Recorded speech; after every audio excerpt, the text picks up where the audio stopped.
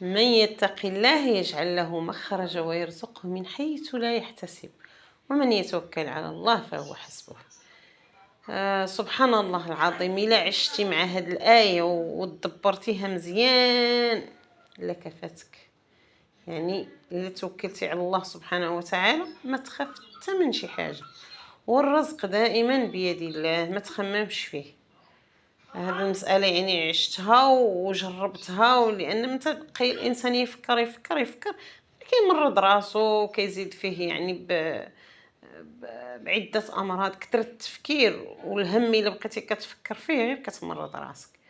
توكل على الله ونعس على يدك اليمين كيف تيقولوا، وراه ما يخصك حتى خير، لأن اللي خلقك هو اللي غيرزقك حتى تجي الساعة نهار كيتقاضى الأجل، تما فين كيتوقف الرزق ديالك.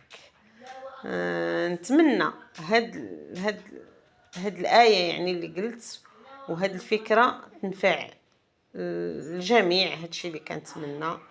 وسبحان الله، فالله سبحانه وتعالى نزل علينا كتابه وفيه نعم وفيه آيات اللي لو دبرناها ودرنا بها غنعيشوا حياتنا هنيئة، ما غنمرضوش راسنا بكثرة التفكير في الرزق أو المال أو كل شيء بيد الله، لكن نتوكلوا على الله.